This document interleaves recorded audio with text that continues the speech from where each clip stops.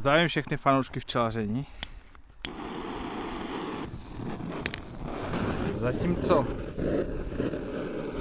Zatímco vy sledujete tohle video, tak já se rochním někde v Lázních, protože to dávám vždycky na internet s několika denním zpožděním.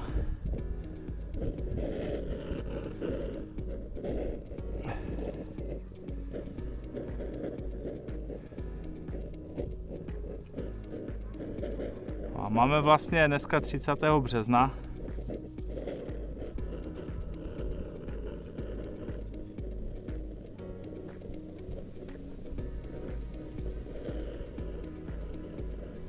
Já tady zapálím a řeknu tomu něco víc.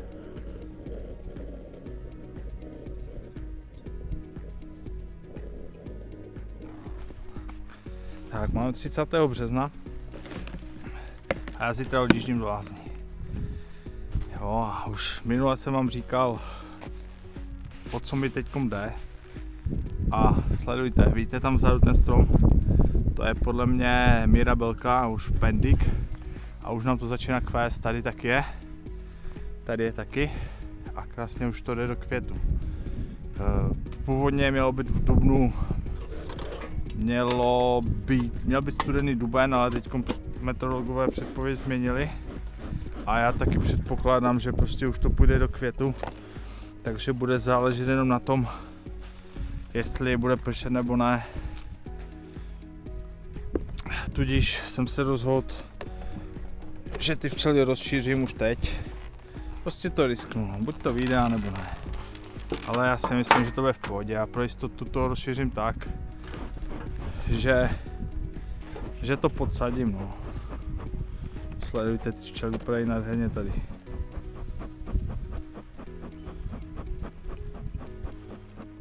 Já do nich nebudu dneska vůbec nějak extra zasahovat. Já to dělám co nejrychleji, já se přiznám, že mám ještě hodně práce, abych se zbalil.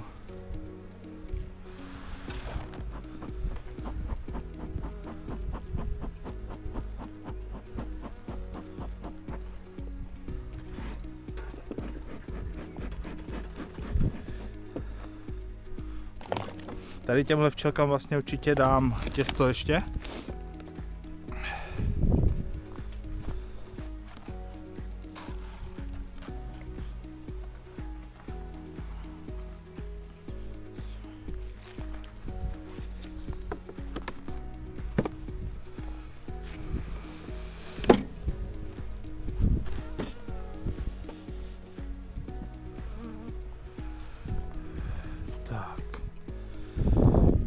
Tady jim dám ten nastavek, co tady už mám nachystaný.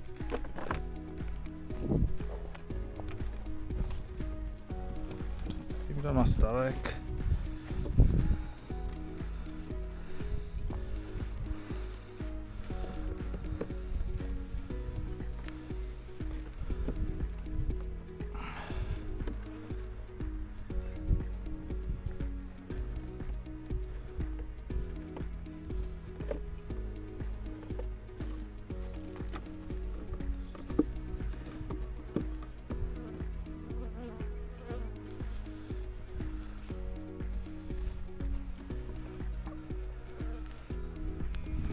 Tak, hotovo.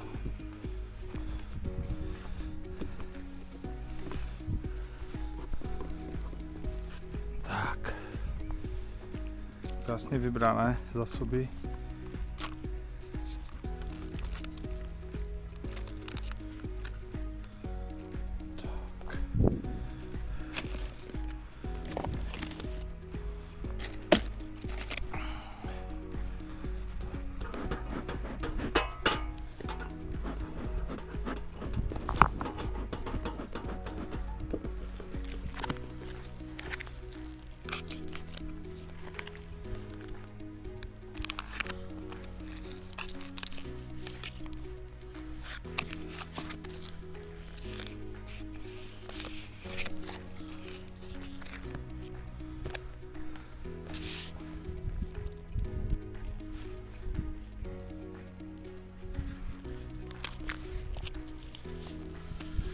No, tady těmhle dám těsto ještě, protože to je vlastně odděleček vyzimovaný.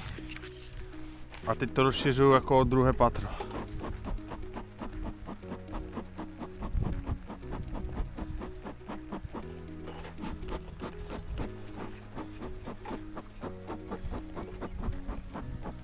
Stále z té holky, ať vás moc nepomačkám.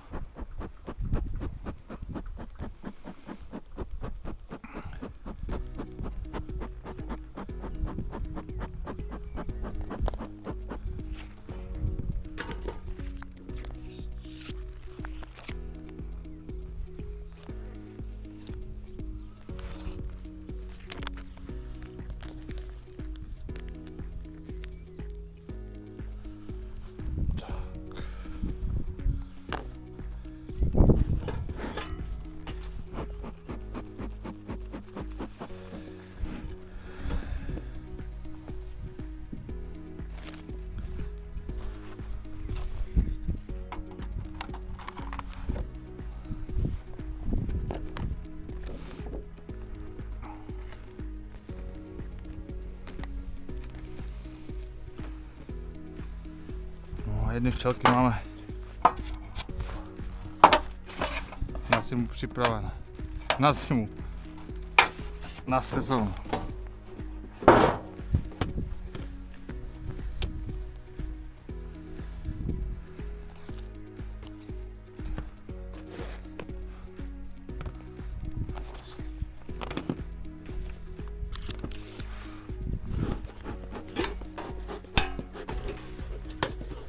To ještě vylepším, aby mi to lépe hořelo.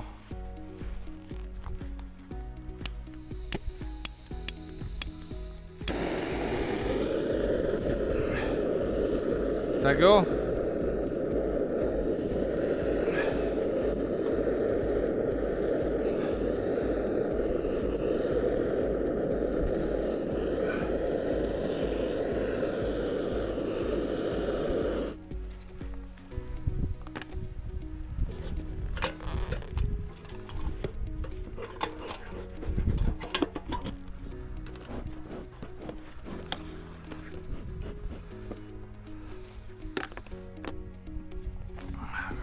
Od těch druhých.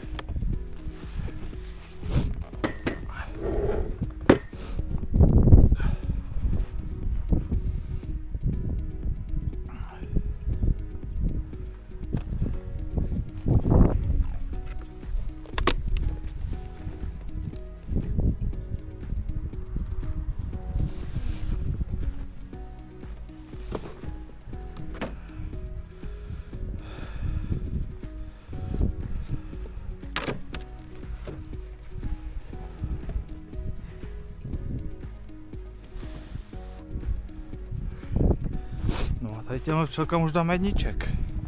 Protože tady očekávám, že když začne ta řepka, že už fakt něco donesu. Spodek je lehký.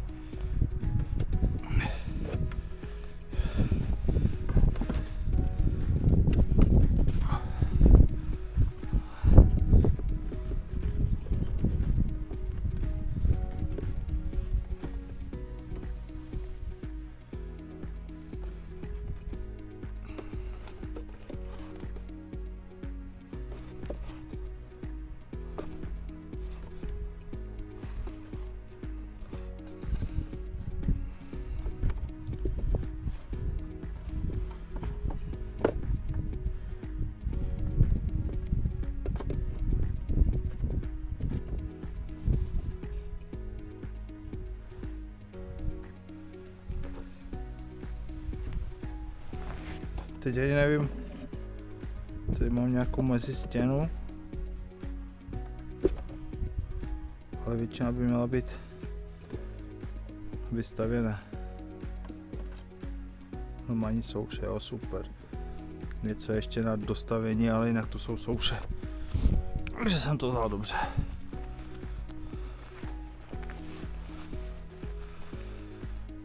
No, zase vrátím.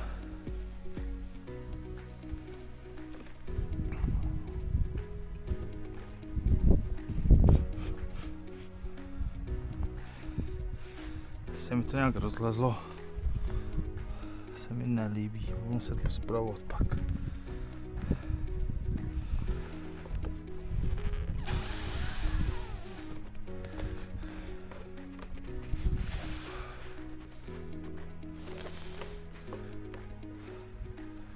No a teď bude hezky, tady jim už to těsto dávat nebudu. Já jim to tam nechám tak, jak to je.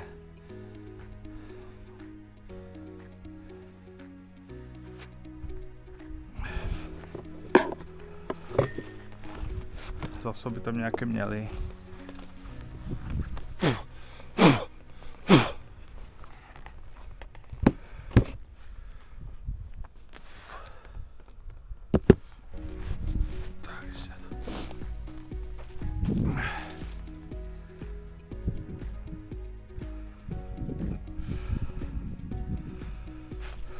Tak, teď já ještě pryč.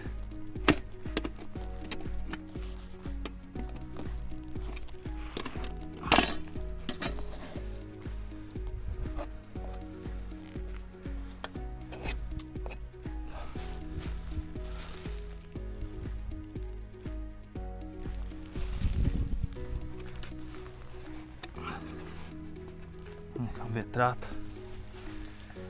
No já myslím, že jsem nachystaný. No tady to budu muset pospravovat, až se to zase rozleze, až přijedu. A je zase nebezpečné na nějaké krádeže, a se může teoreticky dostat. Tak jo. Tak jak říkám, já teď si asi užívám lázně v tuhle dobu, co vám to tady pouštím. Já doufám, že jsem to takhle vymyslel dobře a že to bude všechno v pohodě. Tak se mějte krásně a včelkám zdar.